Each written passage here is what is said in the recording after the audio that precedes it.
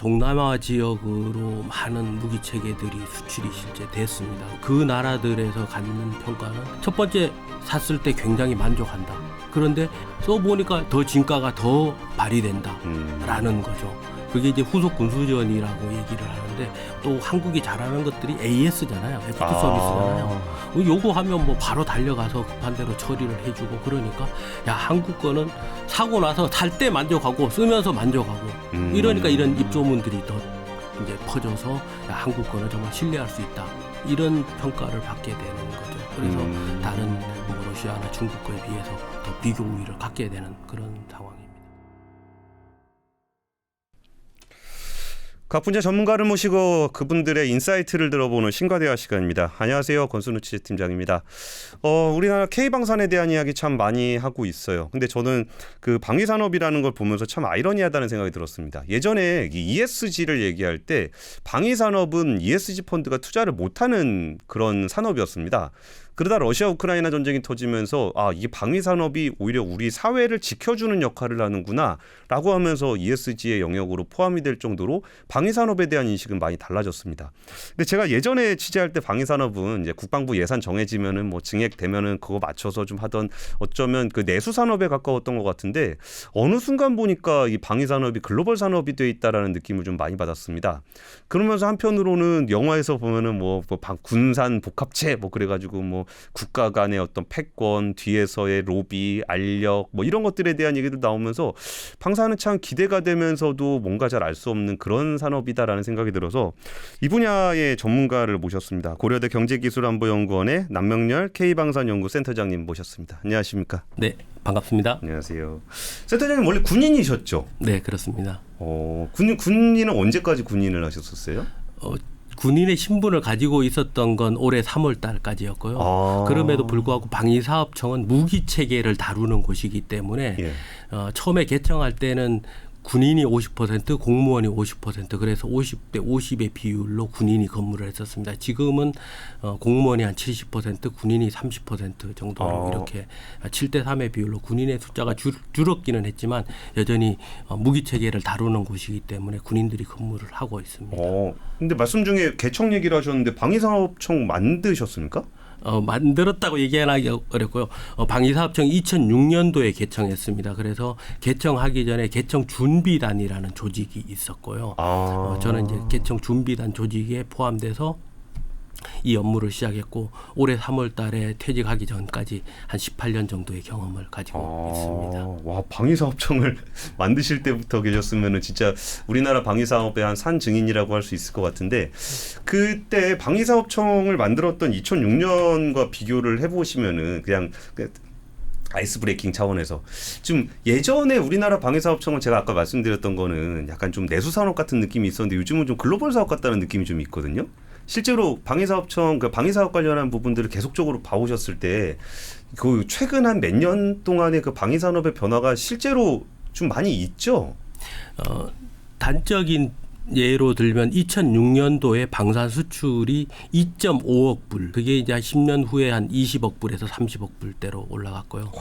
2020년도에 70억 불대로 올라갔습니다. 2021년도에 정확하게 얘기하면 70억 불대로. 그러니까 굉장히 이제 2020년 그때부터 급속도로 방산 수출이 늘어나기 시작한 거죠. 올해는 대략 한 200억 불 정도를. 200억 불이요? 예.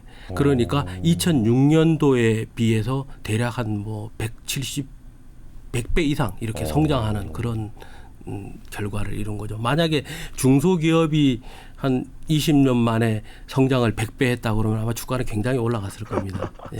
근데 이게 우리가 숫자로는 좀 얘기를 듣는데 네. 이게 숫자로는 와 많이 성장했다라고 좀 느껴지긴 해요. 근데 실제로 이제 방위사업의 현장에 계신 입장에서 보기에 2억 5천만 달러를 수출할 때하고 200억 달러를 수출할 때의 그 뭐랄까 체감되는 거 뭐 그런 건 좀 어떠셔요? 실제로 막 해외에서 엄청 우리 거 사고 싶어해요? 우리나라 그 무기 체계에 대한 평가는 뭐 여러분들이 많이 말씀하시지만 일단 굉장히 성능이 안정돼 있습니다. 그럴 수밖에 없는 게 우리는 북한이라는 현존 위협을 가지고 그게 대응하는 전력들로 계속 성능 개량을 해왔거든요. 예. 예를 들면 우리가 가지고 있는 전차가 똑같은 게 없다라고 얘기할 정도로 계속 조금씩 바꿔서 더 좋은 성능으로 바꿔왔었습니다. 그리고 또 실제 생산할 수 있는 생산 능력도 유지를 했었었고 뭐 그러다 보니까 이게 어떤 지형에 가서 하더라도 상대방 국가에서 수요 국가에서 만족스러운 결과를 가지고 오는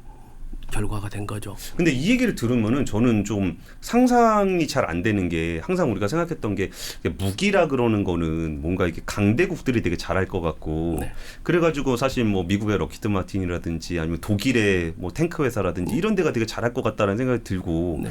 우리는 상대적으로 뭔가 좀 내수 위주로 한 게 아닌가 하는 생각이 좀 들었었는데 이렇게 말씀 들어보니까 이렇게 우리가 성능 개량을 지속적으로 해왔다는 말씀을 좀 해주셨고 네.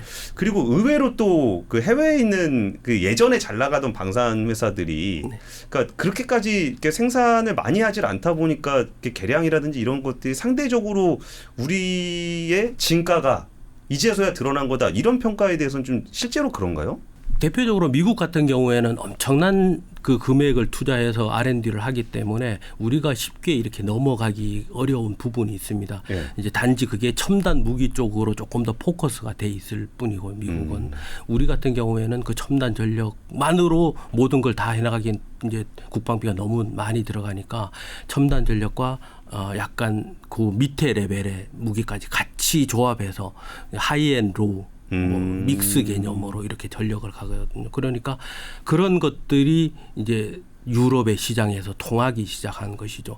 미국계 좋다고 하지만 미국 걸 다 살 수는 없습니다. 첫 번째는 이제 가격도 굉장히 비싸고요. 두 번째는 미국에서 기술 통제 때문에 무기 체계를 팔지 않는 대상 국가들도 많습니다. 이제 그런 국가들은 다른 대안을 고민을 해야 되는데 그 대안이 우리 대한민국 무기 체계가 될 수 있는 것이죠. 근데 생각해 보면 그럼 그 유럽이라든지 뭔가 이렇게 그 미국에 가까운 나라들은 뭔가 중국제라든지 러시아제 쓰기가 좀 애매하니까 그러면은 그 한국제가 되게 좋은 대안이 될 수 있다라는 생각이 좀 들긴 하거든요. 근데 예를 들어서 이렇게 아세안 국가들이라든지 이런 데는 명확하게 뭐 미국 편이다, 뭐 중국 편이다, 러시아 편이다 이런 데가 좀 덜할 수도 있잖아요. 그런 데에서 느끼는 한국 방산의 매력은 어떤 부분이 좀 있을까요? 이미 이제 동남아 지역으로 많은 무기 체계들이 수출이 실제 됐습니다. 그런데 거기에 그 나라들에서 갖는 평가는 첫 번째 샀을 때 굉장히 만족한다. 그런데 써보니까 그 전에 다른 뭐 러시아나 중국에서 샀던 것보다 써보니까 더 진가가 더 발휘된다라는 거죠. 그게 이제 후속 군수지원이라고 얘기를 하는데 우리는 수리 부속이나 이런 것들 또 한국이 잘하는 것들이 AS잖아요. 애프터 서비스잖아요. 요구하면 뭐 바로 달려가서 급한 대로 처리를 해주고 그러니까 야 한국 거는 사고 나서 살 때 만족하고 쓰면서 만족하고 이러니까 이런 입소문들이 더 이제 퍼져서 야 한국 거는 정말 신뢰할 수 있다. 이런 평가를 받게 되는 거죠. 그래서 다른 뭐 러시아나 중국 거에 비해서 더 비교 우위를 갖게 되는 그런 상황입니다. 그 세대적 위치가 있으시니까 제가 특정 국가를 거론하지는 않을 건데 네. 이게 다른 나라에서 하면 AS가 잘 안 되나 봐요. 러시아 같은 경우가 실제로 대표적인 예죠. 러시아 같은 경우에는 실제 무기 체계를 제공하는 게 상대적으로 좀 저렴합니다. 예. 그런데 수리 부속 같은 경우에는 제때 제공이 안 되는 경우가 많아요.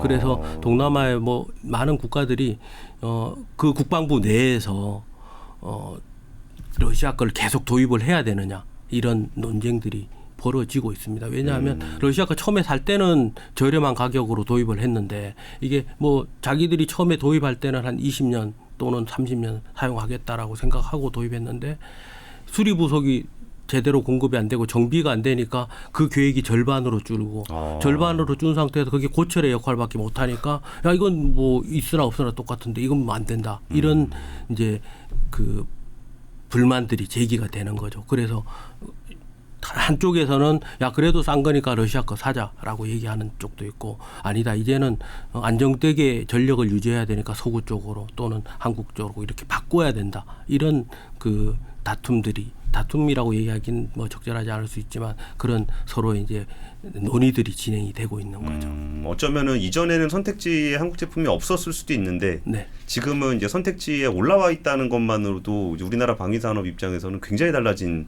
점일 것 같습니다. 네, 그렇습니다. 네, 그 방위 산업이 이제 그 뭐 아무래도 이제 무기이고 전쟁 물자이다 보니까 이거를 뭐 많이 팔린다고 해서 뭐 인류를 위해서 좋은 것 같진 않지만 네. 어쨌든 인류는 그 무기를 사용하지는 않을 수 없는 거니까 그 부분에 대한 어떤 그 도덕적 가치, 윤리적 가치에 대해서는 좀 차치하고 사실 그 우리나라 입장에서 이 방위 산업이 굉장히 좋은 우리나라 경제적으로 영향을 좀 줄 수 있는 좀 긍정적인 영향을 줄 수 있는 그런 부분. 일 것 같은데 그 요인은 어떤 부분들이 있나요? 방위 산업의 어떤 특성 때문에 그런 미래 먹거리에 대한 이야기가 나올까요? 부가가치가 다른 산업보다는 굉장히 좀 크다고 생각을 할 수 있습니다. 그리고 또 방산이라는 게 한번 협력 관계를 맺으면 한번 일회성으로 끝나는 게 아니고 그 이후에 20년, 30년, 40년 계속 이제 동반자 관계를 유지하게 되거든요. 그래서 첫 번째는 부가가치의 측면, 두 번째는 그게 장기적으로 유지된다라는 측면에서 다른 산업들과는 대별되는 큰 차이점이 있다라고 말씀을 드릴 수 있을 것 그게 같습니다. 방위 산업의 그 뭘 하면은 유지보수 비용이 많이 들어요? 총수명 주기 비용이라는 말을 저희들이 쓰는데 총수명 주기 비용이라는 건 처음에 획득할 때부터 예. 도태할 때까지 전체적으로 이제 드는 비용을 그 총수명 주기 비용이라고 합니다. 예. 그런데 획득할 때 비용이 총수명 주기 비용에서 한 30% 정도. 30%밖에 안 돼요? 예. 아니, 이거 거의 뭐 조 단위의 사업들이 나오는데 그게 30%밖에 안 된다고요? 네. 그리고 그 운영 유지하는 데 드는 비용이 또 한 그 70% 정도 드는 거죠. 그 70% 중에 인건비와 유류비 이런 게 절반이고요. 나머지 절반이 수리 부속, 정비 뭐 이런 것들로 듭니다. 그러니까 실제 획득 비용만큼 운영 유지하는 데 비용이 든다. 이렇게 이해를 하시면 될 것 같습니다. 예. 근데 아까 보여주셨던 그 아파치 헬기였었죠? 그거 좀 멋있는 것 같은데 네. 이 부분에 대한 설명도 좀 부탁드릴게요. 한국 지금 방산에 왜 이렇게 열광하는지 뭐 그런 이유들을 잠깐 이제 제 경험을 가지고 말씀을 드리면 예. 요 지금 보시는 게 2016년도에 캘리포니아 샌디에고 항에 있는 아파치 헬기입니다. 예.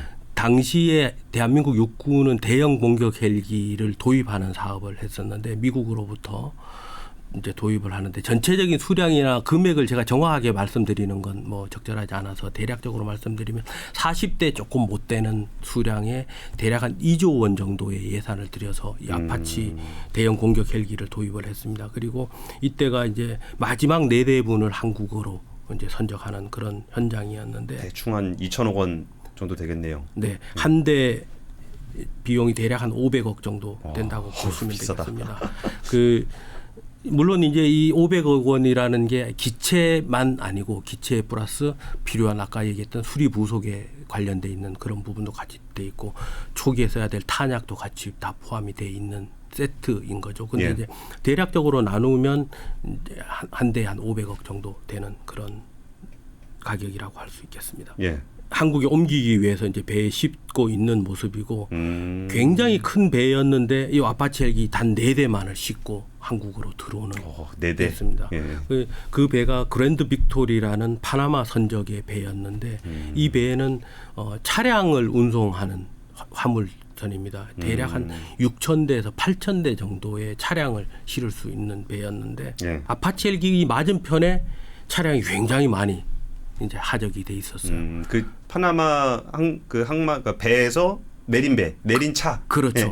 제가 이제 선장에게 물어보니까 야 혹시 이 배가 한국에서 출발한 거냐? 예, 그렇다. 이 울산에서 출발한 거다. 그러면 현대차. 예, 저 차량들이 한국에서 싣고 온 거냐? 그렇다. 그 현대차와 기아차를 울산에서 이제 5,000대를 싣고 샌디에고 항에 내려놓고 아파치 헬기 4대를 싣고 한국 부산항으로 다시 오는 그 루트를 하고 있다라고 선장이 얘기를 하더라고요. 예. 그래서 제가 이제 계산을 해봤습니다. 이 아파치 헬기 4대의 값 아까 권 기자님이 한 2천억 정도 될 거다라고 얘기했는데 승용차 5,000대의 가격을 대략 계산해 보니까 한 대에 한 4만 불 정도 하면 이것도 2천억 원 정도 되더라고요. 결국은 그러면 그러네요. 우리 한국에서 승용차 5,000대를 싣고 와서 미국에 내려놓고 아파치 헬기 4대를 싣고 한국으로 가는데 비용은 거의 비슷한 2천억 원이다. 그러면 부가가치는 상식적으로 아주 쉽게 생각해도 아파치 헬기가 훨씬 더 크겠구나 이런 생각이 들더라고요. 물론 이제 심지어 2천억 주고 사면은 유지 보수하는데 또 2천억 그렇죠. 들어간다면서요. 예. 또 물론 이제 자동차 제조는 그 나름대로의 장점이 있습니다. 첫 번째는 제조업을 유지하는 거고 그래서 뭐 고용을 창출하는 효과가 있을 거고요. 두 번째는 협력 업체를 유지하는 이런 서플라이 체인 매니지먼트 공급망 관리 측면에서도 역할을 하고 어쨌든 단순하게 아파치 헬기 4대의 가격과 승용차 5,000대를 비교해 보면 이 가격이 똑같아 비슷하다라고 하면 야 부가가치는 방산 제품이 정말 대단하구나 이런 걸 현장에서 느껴서 그다음부터 수출하는 쪽에 조금 더 내가 기여할 수 있는 부분이 뭐가 있을까 이런 고민을 좀 했었고요. 네. 근데 방위산업 중에서도 이렇게 무기 도입 관련한 부분들에서 관심이 있고 우리나라의 국방력을 좀 높이는 쪽에 관심이 있는 사람들도 있을 건데 센터장님은 수출 쪽을 굉장히 오래 관심을 가지셨었나 봐요. 네, 수출을 제가 직접적으로 시작한 건 2014년도에 이제 산자부 차관님하고 같이 중동 지역에 이제 방산 대표로 가서 했었는데 그때 오만과 이집트 이런 나라들을 방문을 해서 이제 협력을 했었습니다. 근데 실제 이집트의 K9 수출이 된 게 2022년도 1월 달이었으니까요. 예. 8년 정도 시간이 걸렸죠. 그래서 실제로는 방산 수출이라는 게 뭐 단시간 내에 이렇게 이루어지는 거라기보다는 굉장히 긴 시간 동안 협력을 하고 상대방 국가의 요구 조건을 맞춰주는 그리고 우리가 적절한 그 지점에서 이익을 또 창출하는 그런 것들 맞추는데 굉장히 시간이 오래 많이 걸립니다. 근데 이게 말씀하셨던 얘기는 이제 워낙 대당 단가가 좀 비싸서 그런 것 같은데 네. 지금 보여주신 이 페이지도 어떤 설명이 주실지 갑자기 궁금합니다. 네, 예. 요거는 이제 지금 아파치 헬기를 4대를 우리가 도입하는 걸 가지고 설명을 드렸지 않습니까? 예, 예. 그런데 요거는 실제 우리가 이제 반대로 수출하는 걸 보여드리는 겁니다. 예. 그 카이에서 만든 그 FA50, 뭐 KT1 이런 것들이 전 세계 국가로 좀 이렇게 꾸준히 이렇게 팔리고 있고요. 오른쪽에 보면 다 알다시피 폴란드의 K2 전차 100대 기본 계약을 하고 또 이집트의 K9 자주포, 호주의 레드백 이런 것들을 같이 판다, 같이 수출이 된다라고 하면 어떻게 이해하면 되냐면 이제는 무기도 팔고 승용차도 같이 팔고 그러네요.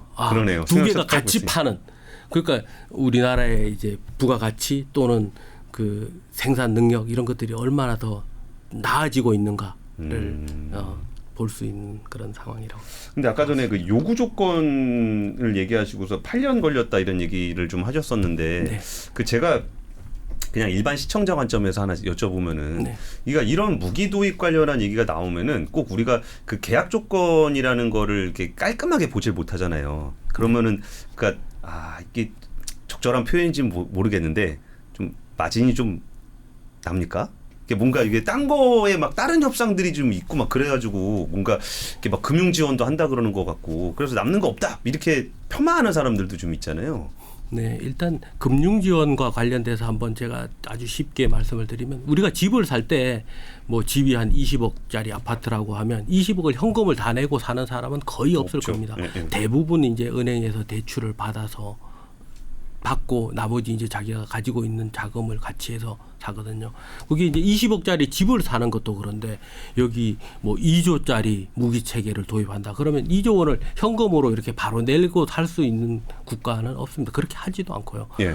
통상은 이제 사업 기간이 10년이다라고 하면 10년 기간 동안에 이제 금액을 뭐 10회로 나눈다든지 뭐 8회로 나눈다든지 이렇게 나눠서 가게 되고요. 그렇게 하는 과정에서 우리가 대출을 얻어서 집을 사듯이 우리가 금융 지원을 해주는 부분이 있죠. 근데 우리가 집 살 때 은행에서 대출 받을 때 여러 가지 조건을 다 보고 이 사람이 대출금을 갚을 수 있는 능력이 되는지 뭐 다 따져보고 하지 않습니까? 예. 우리가 금융 지원을 할 때도 상대방 국가가 어느 정도 이 부담을 감당할 수 있는지 그리고 우리가 소위 말해서 담보를 할 수 있는 게 뭔지 그런 것들을 이제 전문적으로 하는 게 수출입은행인데 수출입은행에서 아주 세밀하게 따져서 우리나라가 결코 손해 보지 않을 상황을 만들어서 이제 지원을 해주는 이런 거라고 이해하시면 좋겠습니다. 근데 저는 이 표현도 참 사실 요 표현 때문에 조금 애매한 것 같은데 금융 지원이라 그러면 네. 뭔가 이렇게 도와준 것 같은 느낌이란 말이에요. 네. 근데 대출을 해줬다 그러면은 이자 장사를 또 할 수 있는 거잖아요. 네. 그러니까 이게 표현이 금융 지원인 거죠. 이게 막 진짜 금리를 막 엄청 싸게 해준다거나 막 그러는 건 아니죠. 이제 각 국가마다 조금씩 다른 그 이자율을 적용을 하기는 합니다. 그래서 이제 지원이라는 말을 쓰고요. 제가 왜 지원이라는 말을 쓰는 다른 예를 하나 그 설명을 드리면 미국 같은 경우에는 대외 군사 판매라고 미 정부가 주도해서 무기 체계를 상대방 국가에게 이제 제공하는 게 있습니다. 그게 FMS라고 하는데 Foreign Military Sales라고 돼 있습니다. Sales면 판매잖아요. 예. 그런데 미국 정부에 있는 사람들은 절대로 무기 체계를 판매한다라고 얘기하지 않습니다. 제공한다라고 해요.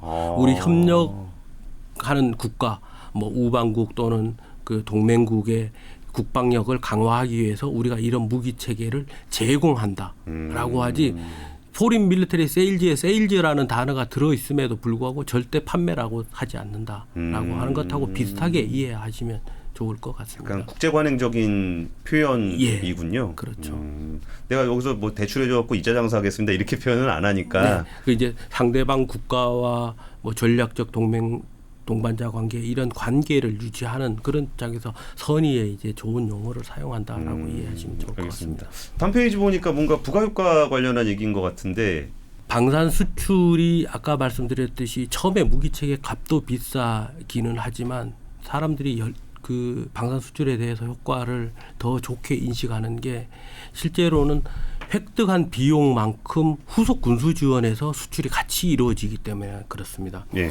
저희들이 무기책에서는 총수명 주기 비용이라는 말을 쓰는데 총수명 주기 비용이라는 게 획득할 때부터 도태할 때까지 전체에 드는 비용의 합을 총수명 주기 비용이라고 그럽니다. 그런데 일반적으로 획득 비용이 30%라고 하면 수리 유지 후속 군수 지원 비용이 한 70% 되고 그 70% 중에 절반은 유류비나 인건비가 되고요. 나머지 절반이 수리 부속 정비 이 유지하는 데 드는 비용입니다. 사는 비용이랑 비슷하네요. 그렇죠. 예. 이 대표적인 게 이제 프린터 아까 말씀해 주셨는데 요즘은 프린터 본체 가격은 굉장히 저렴해지잖아요. 그런데 그걸 유지하기 위해서 잉크나 토너 가격이 훨씬 더 많아지지 않습니까? 사용하는 기간 동안에 아마 본체 가격보다 잉크나 토너 값을 더 많이 들 거예요. 무기 체계도 마찬가지입니다. 지금 여기 보면 F4 팬텀이 55년 동안 임무를 수행하고 올해 4월 달에 퇴역식 행사를 했는데 예. 이제 F4 팬텀이 D 모델이 있고 뭐 E 모델이 있는데 이제 처음 도입된 게 1969년 F4 D 모델이라고 하면 이 D 모델은 2014년도에 이제 도태가 됐습니다. 예. 그러면 45년 동안 임무를 수행한 거거든요. 야, 그럼 45년 동안 운영 유지 얼마나 들었을까? 아, 획득한 비용만큼 들었겠다. 이게 직관적으로 이해가 되지 않습니까? 예, 그래서 우리가 지금 이 늘어나는 방산 수출만큼 앞으로 30년, 40년 동안 그 후속 군수 지원에 수출하는 비용이 차곡차곡 쌓여서 결국은 더 이제 지속적으로 성장할 수 있게 된다. 이렇게 말씀을 드릴 수 있고요. 거기에서 한 가지 중요한 점 하나가 이 후속 군수 지원이라는 게 체계 종합 기업, 뭐 우리가 쉽게 알고 있는 뭐 하나 또는 카이, LIG 이런 그런 기업보다 부분품이나 부속은 그 협력업체들이 만들거든요. 그러니까 30년, 40년에 이 작은 먹거리들이 중소기업한테 혜택이 돌아간다는 거죠. 내가 중소기업 사장인데 수출을 많이 해서 앞으로 20년 동안, 30년 동안 이 수리 부속은 꾸준히 팔릴 거야라고 하면 다른 데 더 투자할 수 있는 거죠. 그쵸. 이게 바로 방산의 효과라고 말씀을 드릴 수 있을 겁니다. 굉장히 안정적인 캐시플로우가 나오니까 네. 그 캐시플로우를 바탕으로 추가적인 R&D를 할 수 있는 그런 것도 있나 보군요. 네. 근데 그 얘기하다가 근데 이게 국방비 절감에 도입이 된다. 네. 이거는 사실 그 우리가 뭐 물건 팔아가지고 이제 수출해서 우리가 돈 버는 건 알겠는데 이게 우리나라 국방비하고는 어떤 관련이 있는 겁니까? 네, 방산 수출이 증가하게 되면 우리 국방비도 절감이 됩니다. 네, 그게 잘 이해가 안 가요. 예를 들면 한국에서 우리 K2 전차가 필요한 물량을 대략 200대 정도라고 가정을 해봅시다. 그리고 우리가 지금 폴란드의 기본 계약으로 약 1000대 정도 했고요. 그리고 다른 나라에들도 수출이 되는데 전차를 200대 만드는 걸로 계산했을 때 단가와 전차를 1500대 만들 때 단가 생각하면 1,500대의 전차를 만들 때 단가가 훨씬 더 싸지겠죠. 훨씬 이걸 싸죠. 이제 경제학에서 규모의 경제라고 하는데 일단 물량이 많으면 부분품 또는 핵심 부품을 그 발주낼 때 대량으로 발주내면 그 부품 가격이 일단 싸지잖아요. 그렇죠. 두 번째는 물량을 많이 만들면 숙련도가 높아져요. 예. 그걸 저희들이 학습률이라고 그러는데 학습률에 따라서 이제 그 금액이 또 낮아지게 되는 거죠. 그래서 우리 한국의 국방비 차원에서 볼 때는 처음에 200대만 만들 때와 1,500대 만들 때 단가 차이에 의해서 우리 국방비가 줄어들 수 있고요. 두 번째 수리 부속의 가격도 싸지니까 후속 군수 지원할 때도 싸지고 그러면 우리 국방비에 상당한 도움이 되는 거죠.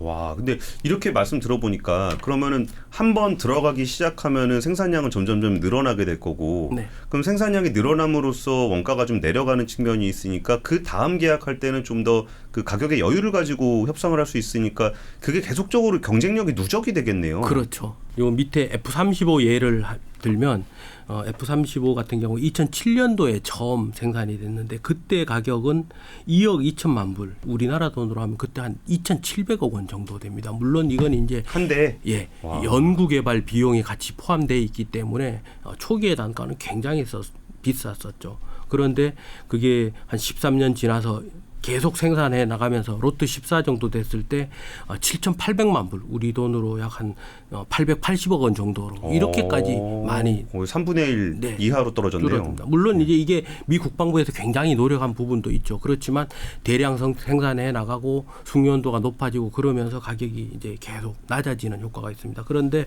그게 계속 낮아지느냐 그렇지는 않아요. 여기 보면 제가 조사해 보니까 올해 8월 달에 대략적인 가격은 8,200만 불, 우리 돈으로 하면 한 1,100억 원 정도 다시 올라갑니다. 많이 올랐네요. 왜냐하면 예. 이제 시간이 지나면 소프트웨어도 다시 개조해야 되고 또 일정 부분 부품을 성능을 좋은 걸로 이렇게 바꾸다 보면 예. 가격이 다시 또 올라갈 수도 있고 이렇습니다. 그래서 대략적으로 대량 생산하면 가격이 낮아지기는 하지만 계속 낮아지지는 않는다. 뭐 이렇게 말씀드릴 수 있습니다. 센터님, 근데 이게 사실 무기가 비싸다는 거는 그냥 비싸니까 그런가 보다. 뭐 등치도 크고 뭐 그런 것 같은데 뭐 똑같은 비행기라고 그러더라도 전투기가 훨씬 더 비싸고 이게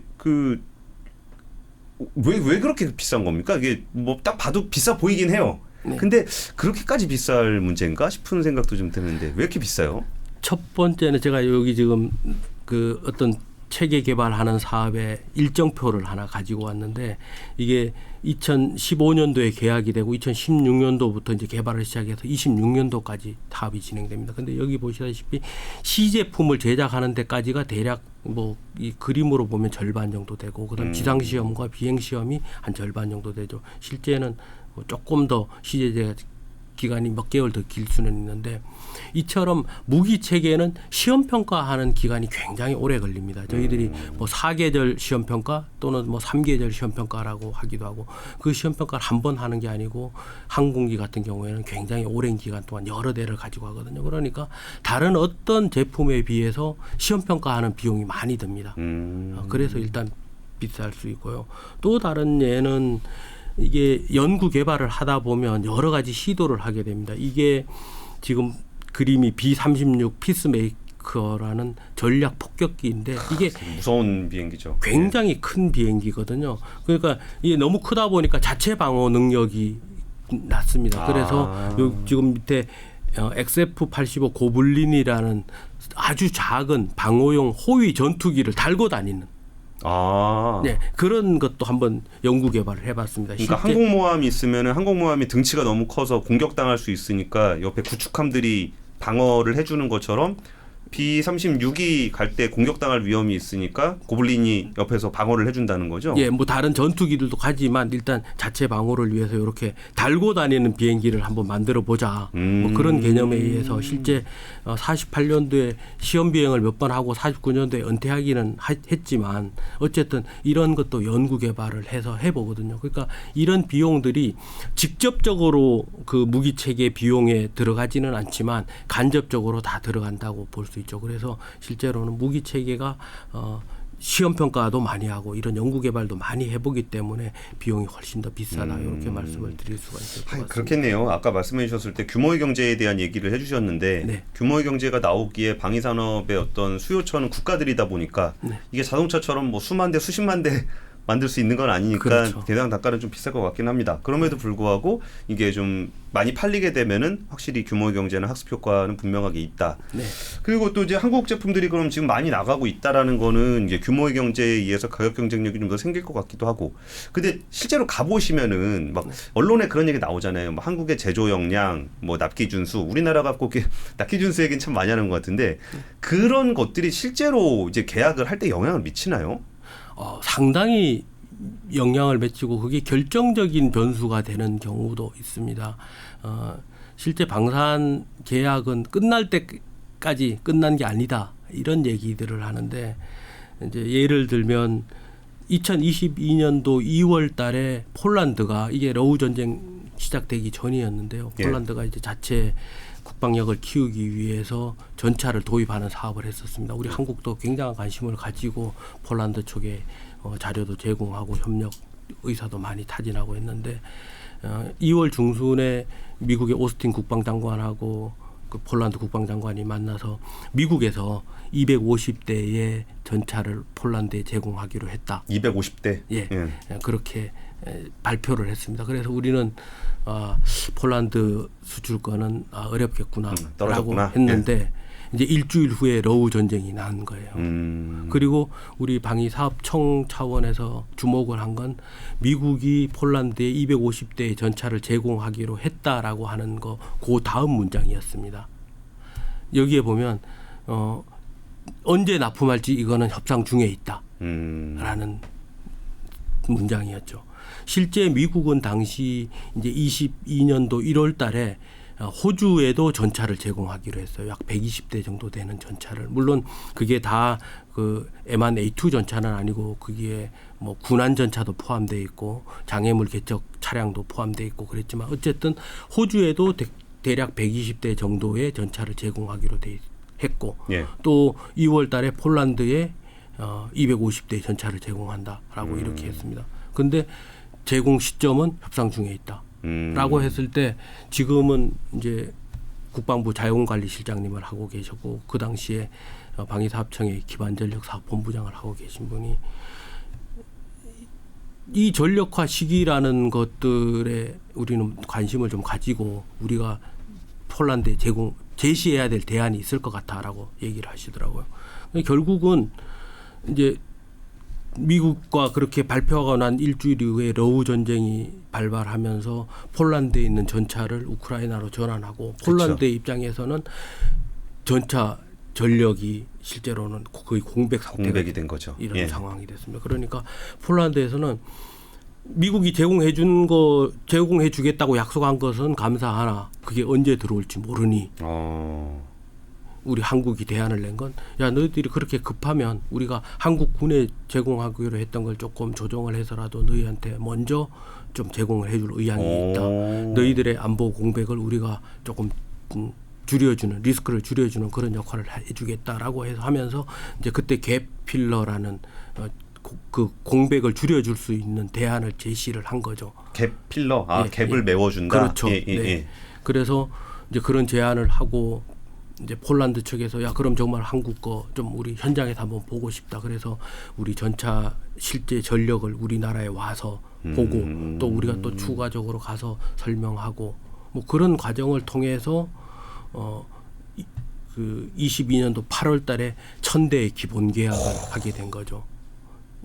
그 우리나라가 대략 한 200대 정도의 전차가 필요하다고 했는데 폴란드가 1000대 요구하니까 그건 뭐 굉장한 실제로는 양을 요구한 것이죠. 그리고 시기의 측면에서도 봤을 때 아까 이집트의 K9 전차 같은 경우에도 제가 그게 처음은 아니었습니다. 제 이전에도 뭐 가서 협력을 하신 분이 있었지만 제가 2014년도 가을에 가서 이집트와 K9 도입과 관련된 얘기를 했었는데 그게 결과가 맺어진 게 22년 1월 달이었어요. 8년 걸렸잖아요.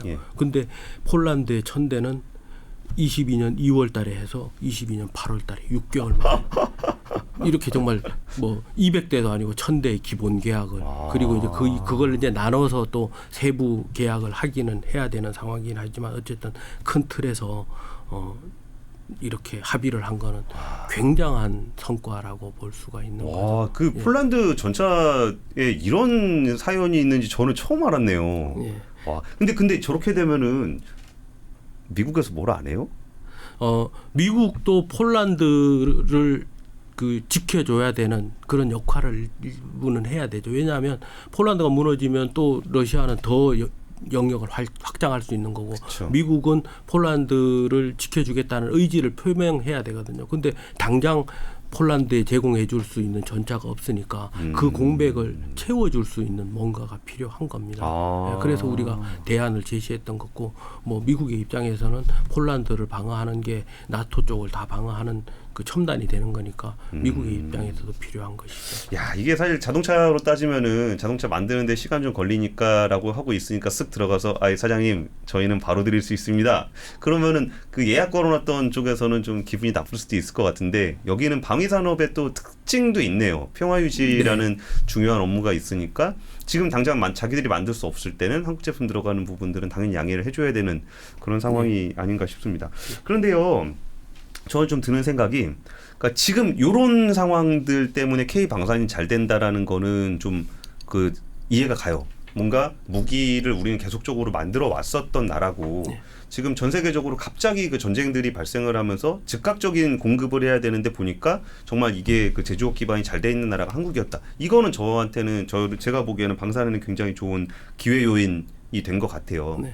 근데 사실 기회 요인이라는 거는 그럼 나머지 국가들이 좀 더 생산 역량을 다시 확충을 하고 그랬을 때 그럼 우리가 지금 이런 일종의 특수를 누리는 게 일시적일 수도 있지 않냐라고 한다면은 이제 약간의 위험 요소일 수도 있는 건데 그 K 방산이 가지고 있는 기회 요인이나 아니면 위험 요소들은 좀 어떤 게 있을까요? 트럼프가 이제 47대 대통령 당선자로 됐을 때 브레이킹 디펜스라는 데서 어떻게 평가를 했냐면 트럼프의 당선은 굉장히 불확실성이 증가될 거고 두 번째는 방산의 기회가 될 거다라고 이렇게 얘기했습니다.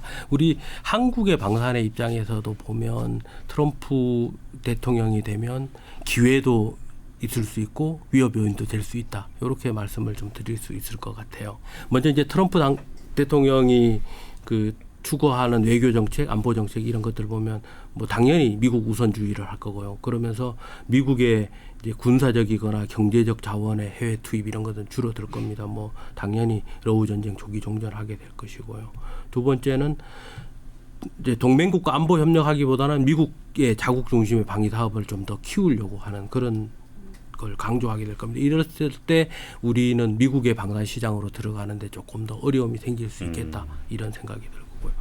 두 번째는 이제 각 국가의 관계를 거래적 동맹으로 재편한다라고 얘기하고 있지 않습니까? 그러면서 나토에서 현재 2% 국방비 더 높여라, 3%까지 높여라 이렇게 얘기를 하고 있습니다. 그런데 방위산업이라는 게 이게 수요가 있다고 해서 갑자기 이렇게 늘릴 수 있는 부분이 아니에요. 아까 얘기했듯이 연구개발을 통해서 지속적으로 투자를 해야 되고 또 이게 물량이 있다고 한꺼번에 늘려놓고 그 다음에 물량이 없으면 이거는 그 시설을 유지하기가 그렇죠. 굉장히 어려운 상황이 되거든요. 예. 그래서 그런 어려움 때문에 나토 지역에서 늘어나는 국방비의 수요를 우리 한국이 좀 이렇게 채워줄 수 있는 충족시켜줄 수 있는 분야가 있을 거다. 그것들은 우리나라에게 아마 기회 요인으로 오게 되지 않을까 이런 생각이 들고요.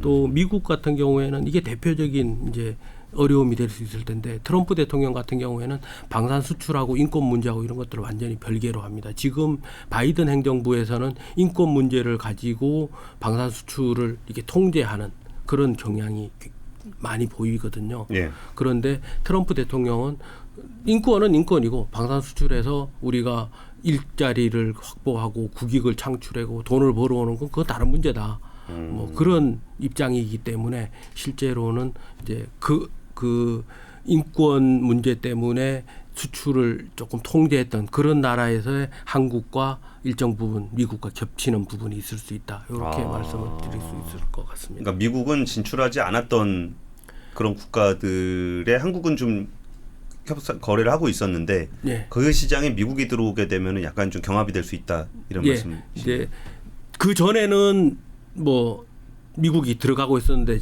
행정부가 바뀜에 따라서 바이든 행정부가 바뀜에 따라서 약간 이렇게 홀딩하고 있었던 국가들이 중동 쪽에 있거든요. 예, 그런 국가들을 이제 상대적으로 우리가 조금 이제 들어가서 소위 말하는 틈새 시장이나 이런 것들을 했었었는데 그게 미국과 이제 같이 경쟁을 하면 비슷한 제품을 가지고 가서 이제 경쟁을 해야 되는 상황이 될 수 있는 경우가 되는 그렇군요. 거죠. 그거는 일단은 이제 미국 외시장에 대한 설명을 좀 해주신 거고. 네. 근데 사실 이게 그 뭐 트럼프 행정부는 자꾸 이제 자기네 거 사라고 자꾸 그러잖아요. 네. 그럼 우리한테도 자기네 거 사라고 뭐 그러진 않을까라는 생각도 좀 들고. 그리고 전 세계적으로 방위비 늘리라고 막 엄청 국방비 늘리라고 막 그러고 있으니까 네. 그럼 방산 시장 전체가 좀 커질 수도 있을 것 같고 그러면은 그러니까 국방비 늘린 게 트럼프 행정부 입장에서는 그러니까 미국 거 사라. 뭐 이런 목소리를 좀 낼 수도 있을 것 같고 그러면 이제 미국 방산의 흐름을 어떻게 보시는지 그리고 이런 상황들 속에서 우리도 미국 거를 사야 되는 부담과 또 우리 걸 또 팔아야 되는 기회와 이때 우리는 어떻게 대응해야 될 것인가 뭐 이런 부분들은 좀 어떻게 보세요? 국방비가 늘어난다고 해서 미국이 무조건 미국 거를 사야 한다라고 강요하기는 굉장히 어려울 겁니다. 우리도 한국에서 여러 가지 이제 무기 체계를 개발하고 획득할 때 이걸 연구 개발할 건지 외국에서 구매할 건지 뭐 그런 것들을 굉장히 그 세심한 검토를 통해서 하거든요. 그리고 외국에서 구입하더라도 이걸 미국 걸 사야 될 건지 아니면 유럽에 있는 다른 걸 사야 될지 그런 것들을 굉장히 그 세밀한 분야로 나누어서 검토하기 때문에 미국이 무조건 사라고 해서 우리가 살 수도 없고 예. 뭐 위원회랑 그 위원회에 또는 그 평가단들을 구성해서 그 평가단도 한두 명이 아니고 굉장한 전문가들 집단을 구성해서 점수로 다 계량화해서 하기 때문에 이제는 뭐 그 외부의 압력에 의해서 이렇게 산다라고 하기에는 굉장히 어렵고 단지 이제 상호 운용성이나 뭐 이런 측면에서 봤을 때 이제 그런 것 그 미국의 무기 체계가 조금 더 우위를 점하는 그런 부분은 있지만 뭐 가격이나 성능, 상호 운용성 뭐 이런 것들 전반적으로 다 고려해서 구매하게 될 거다라고 말씀드릴 수 있을 것 같고요. 대신 우리가 미국의 시장을 진출하는 데는 장벽도 좀 높아질 수 있지만 시장은 분명히 열릴 수 있을 것이다라고 이제 말씀을 드릴 수 있을 것 같습니다. 그 어떤 측면을 좀 이렇게 기회 요인으로 보시는 거예요? 예를 들면 이번 대통령 이제 당선이 되고 나서 우리 윤석열 대통령하고 전화 통화했을 때 우리 조선 분야 협력이 필요하다 뭐 그런 얘기를 했었지 않습니까? 예, 예. 그거 이제 뭐 그건 다 아는 사실이니까 조금 더 배경을 얘기를 하자고 하면 실제 트럼프 대통령이 2017년도 1월 달에 대통령으로 취임했을 때 미 해군의 전력은 2차 세계 대전 이후에 가장 낮은 수준으로 떨어져 있었습니다. 이제 그래서 대략 355척 정도의 함정을 유지해야 되겠다. 그렇게 키워야 되겠다라고 했었고 그 당시에 미 해군이 가지고 있던 게 270척 정도였습니다. 그럼 80척을 더 짓겠다는 예. 거네요. 그럼에도 불구하고 4년 동안 열심히 뭐 우리가 함정을 해군 전력을 키워야 되겠다고 했음에도 불구하고 2020년도 10월 달에 가지고 있는 건 그렇지 못했었고요. 지금도 대략 미국과 이제 중국이 남중국해 쪽에서 이렇게 충돌하고 그런 데서 그 우위를 가지려면 500척 정도 있어야 된다라고 계획을 하고 있습니다. 그런데 현재 미국의 선박 건조 능력은 연평균 한 10척 정도밖에 못 만듭니다. 굉장히 작은 숫자죠. 예. 그에 비해서 중국은 1000척 정도 만들어낸다라고 하고요. 이렇게 된 이유가 그 존스 액트라고 존스법이라는 보호막이 하나 있습니다. 그래서 미국의 모든 군함은 미국 내 조선소에서 건조하도록 이렇게 법이 만들어져 있어요. 그러니까 울타리 안에서 그러니까 온실 안에서 이게 미국의 조선 함정 산업이 이제 됐던 거죠. 그러니까 경쟁력도 약해지고 뭐 연구개발도 줄어들고 그러다 보니까 굉장히 약해진 겁니다. 그에 비해서 중국의 조선 능력은 미 해군 정보국의 평가에 따르면 미국의 한 230배 정도 된다라고 하는 겁니다. 지금 중국의 함정이 355척 정도 되고 예. 미국이 290척, 300척이 좀 못 되는데 이게 2035년도가 되면 중국은 475척이 되고 미국은 300척이 조금 더 넘는 이런 숫자가 될 거다. 격차가 더 벌어질 거다라고 얘기를 하고 있거든요. 예. 그럴 수밖에 없는 게 현재 지금 미국의 함정 건조 시설이 가장 큰 게 유포트 버지니아에 있는 그 조선소 쪽인데 이게 현대중공업의 한 3분의 1 정도밖에 안 되고요. 되게 작네요. 하나오션 옥포 조선소의 절반 정도 된다고 합니다. 저게 미국에서 제일 큰 조선소가 그렇다는 거죠? 예, 조선소 지역인데도 불구하고 그 정도밖에 안 된다는 거죠. 그러니까 이런 인식이 이제 트럼프한테 그 전달이 되니까 효율적으로 하기 위해서는 한국하고 같이 함정 쪽에서는 해야 되겠다라고 생각을 하고 있는 거죠. 지금 보여지는 그림은 어떤 전략을 보여주는 겁니까? 이게 도련사? 지금 남중국해 쪽에서 중국의 위협을 어떻게 미국이 다스리게 될 거냐 이런 것들을 하는 건데 저 앞에 보면 미국의 유령 함대라고 해서 주말트 스텔스 함정이지 않습니까? 그리고 무인 잠수정이나 뭐 무인 수상함 이런 것들을 앞에 세우고 뒤에 이제 항모들을 가지고 그 중국의 남중국의 위협에 대한 것들을 이제 억제하겠다 이렇게 얘기하는 거거든요. 그런데 이런 함정들을 만들어내려면 지으려고 하면 실제로 굉장한 미국의 조선업이 필요한데 이런 것들을 제대로 못 받쳐주는 상황이 되고 그걸 보완해 줄 수 있는 역량을 한국이 가지고 있다라고 생각을 하는 거죠. 사실 그런 측면 보면 한국한테는 최소한 조선 분야에서는 굉장히 좀 유리하다는 생각이 좀 들긴 합니다. 네. 근데 꼭 그런 게 사실 뭐 세상 돌아가는 게 꼭 합리적으로 동화만 돌아가진 않잖아요. 근데 그 상황 보면은 사실 미국 입장에서 전 세계 조선의 역량을 가진 데가 중국 아니면 한국이니까 중국에다 맡길 수 없고 한국에다 맡긴다는 게 되게 자연스럽게 보이거든요. 그렇죠. 네. 근데 상대가 트럼프란 말이에요. 네.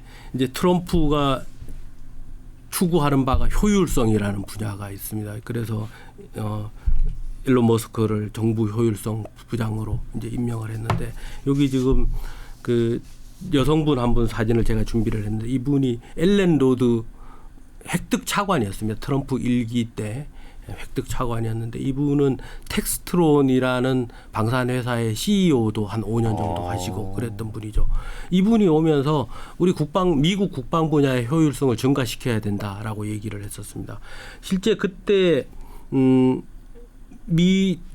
그 해군도 그렇게 상황이 별로 좋지 않았었지만 미 해군의 그 전투기 항공기 같은 경우에도 상황이 그렇게 좋지 않았어요.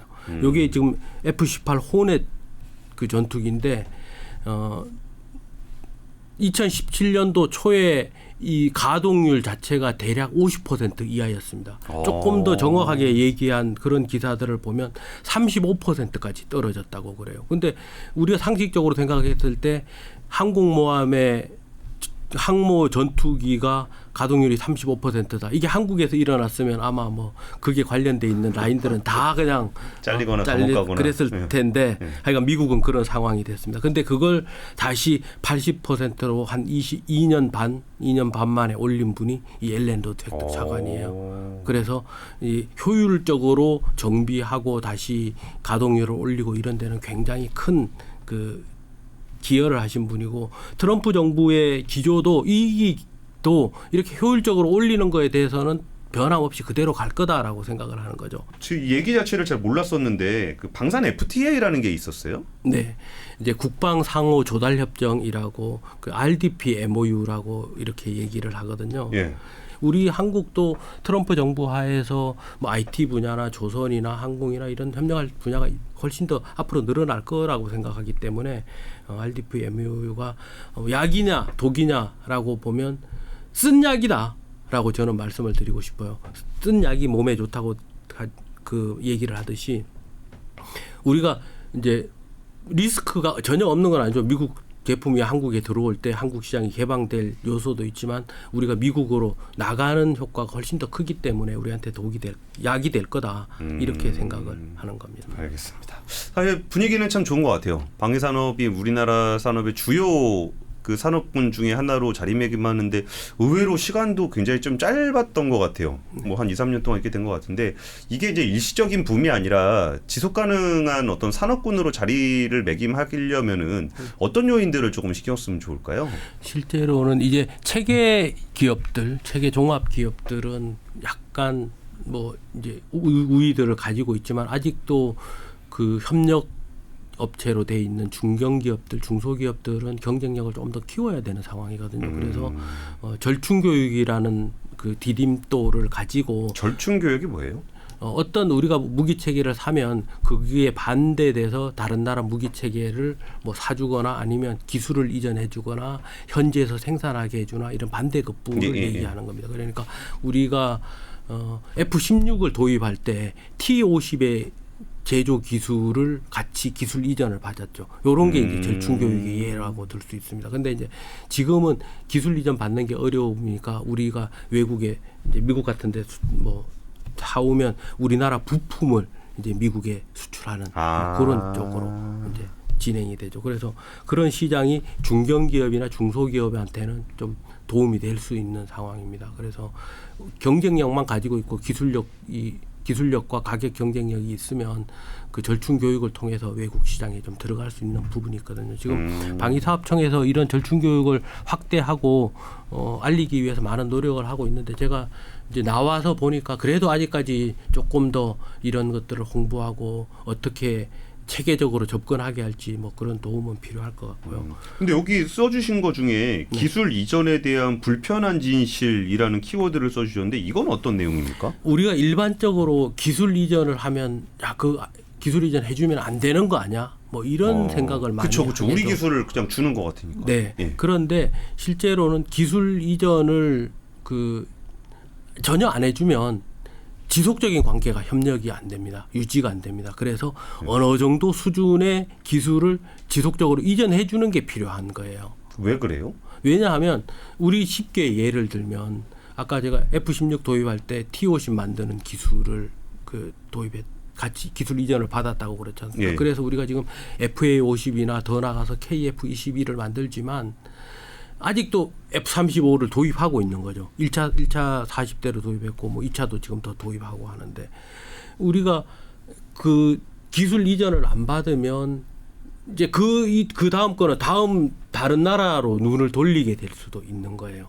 기술 이전을 하게 되면 그 나라와 계속 협력적인 관계를 가지면서 그 다음 무기 체계를 이렇게 도입할 수 있는 그런 이게 계단이 형성이 되는데 기술 이전을 전혀 안 하게 되면 처음에는 요거 샀다가 다음에 경쟁하는 국가에서 우리가 이런 기술 이전 해주면서 이거 만들어줄게 하면 귀가 솔깃할 수밖에 없거든요. 그래서 핵심 기술은 이전을 못하지만 어느 정도 수준의 기초기술, 기반기술 그런 것들은 지속적으로 이전을 해주면서 협력 관계를 가지고 가게 하는 게 도움이 된다. 이렇게 생각을 합니다. 그럼 기술 이전을 받은 데 입장에서는 이전받은 기술 가지고 어느 정도는 자기들이 만들고 네. 근데 거기서 또 이제 핵심 기술은 아직 안 넘어갔기 때문에 계속 관계를 또 계속 이어가야 되는 그렇죠. 그런 효과가 좀 네. 있는 거군요. 그래서 끝낼까 하다가 저 감사제도는 뭔가 센터장님이 느끼신 경험이 많이 있으실 것 같아요. 이렇게 감사라는 게 사실 일반적으로는 이제 뭐 잘못한 거에 대해서 좋지 않은 부분이기 때문에 되게 필요하다는 얘기를 해요. 네.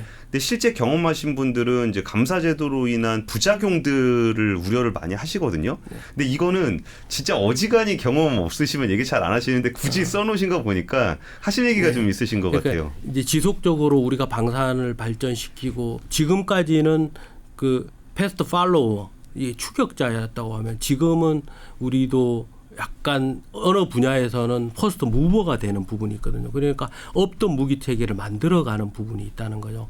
그런데 이제 감사라는 게 통상은 사업을 진행하는 단계에서 벌어지는 게 아니라 사업이 다 끝나고 4년, 5년 지난 다음에 그걸 거기에서 어떤 문제점이 있는지를 보게 됩니다. 물론 감사라는 게 굉장히 중요하죠. 우리가 국회가 효율성이 낮다고 해도 국회가 그 삼권 분립에 따라서 역할을 일정 부분 하듯이 감사도 똑같습니다. 이게 견제와 균형에 의해서 그리고 또 우리가 누군가가 지켜보고 규정과 절차를 잘 지키고 있는지 준수해서 하고 있는지 뭐 그런 것들을 한다는 의미에서는 굉장히 중요한 의미가 있지만 이제 우리가 퍼스트 무버로 가는 입장에서 감사는 조금 지금보다는 바뀌어야 되지 않느냐 이런 생각을 하고 있는 거예요. 왜냐하면 감사는 사업이 4년 5년 지난 다음에 소위 말하는 모범 답안지를 가지고 이게 규정과 방침에 맞게 됐느냐를 보는 거죠. 그런데 그걸 개발해 나가고 의사결정을 하는 그 당시에는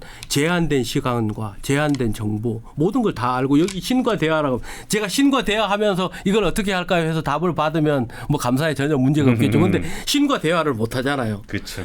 인간들이 집단지성을 가지고 의사결정을 했는데 그게 모든 절차나 규정을 다 이렇게 워딩으로 만들어 놓을 수 없는데 이제 그게 의사결정을 한 게 잘못됐다라고 하면 이제 그 감사 받는 입장에서는 좀 부담이 될 수가 있는 거죠. 그러니까 어떻게든 감사 받아도 내가 이 설명할 수 있는 단계들을 다 거쳐서 가게 되는. 그러니까 조금 더 빨리 갈 수 있는 것들을 이제 포복해서 가는 이런 상황이 되고 그러다 보니까 상대는 더 빨리 가게 되고 이런 데서 기술 격차가 생기고 뭐 이렇게 돼서 경쟁력이 낮아지는 부분이 있기 때문에 이런 얘기를 했습니다. 좀 비유를 하자 그러면 모범 답안 갖다 놓고 수능 치는 학생들한테 나중에 야 이거 왜 못 풀었어 이렇게 풀면 되지라고 얘기하는 거하고 비슷하다고 생각해요. 그러면 답안지 갖다 놓고 보면 다 100점 맞을 수 있죠. 근데 실제 제한된 시간에 압박감을 받으면서 문제 풀면 그거 다 못 풀잖아요. 그런 것처럼 감사도 조금 이제 유연하게 해줬으면 좋겠다. 그러면 우리가 더 지속 성장을 할 수 있지 않겠느냐 이런 말씀을 드리고 사실 싶습니다. 좀 내재적 접근이 필요한 거죠. 그때 네. 당시에 그 의사결정이 뭐 이렇게 돈을 해먹거나 나쁜 짓 하려고 하는 의사결정이었다 그러면 당연히 처벌을 받아야 되겠지만 그게 아니라 그 당시에서 최선의 판단을 했었는데 결과적으로 잘 안 될 수도 있는 거고 원래 개발이라는 게 시행착오는 있기 마련이잖아요. 근데 그걸 가지고 왜 틀렸어라고 뭐라 그러면 그 다음부터 뭐 할 때마다 이거 나중에 감사받는 거 아니야? 아유 감사받을 거면 하지 마. 이런 모습들 실제로 많이 보셔서 저희 얘기하시는 거죠. 굉장히 조심스러워질 수밖에 없는 상황이 있습니다. 예, 그렇게. 알겠습니다. 오늘 그 K방산 연구센터장 남명현 센터장님 모시고 얘기 나눠봤는데요. 사실 그 방위사업청이 처음 만들어질 때부터 한국의 방위사업을 보아오셨고 실제 그 현장에서 같이 경험을 하셨고 그 과정들이 어쩌면 내수산업이었던 방위산업이 글로벌화되고 있는 곳에 한복판에 계셨던 것 같기도 해요. 사실 이제 방위산업은 글로벌 사업으로서 새로 이제 자리매김을 하게 되는 건데 앞으로 가야 될 길이 더 멀고 또 방위산업의 효과는 경제적 효과뿐만 아니라 국가 간의 어떤 긴밀한 협력 관계를 맺는 데도 중요한 역할을 미치기 때문에 이 방위 산업들이 지속 가능한 성장을 할 수 있도록 저희도 계속적으로 신경을 쓸 테고 센터장님도 연구하시는 중간중간 나오셔서 지금 방위 산업 어떻게 돌아가고 있는지 얘기 좀 부탁드리겠습니다. 네, 감사합니다. 감사합니다. 지금까지 남명열 센터장님이었습니다. 감사합니다.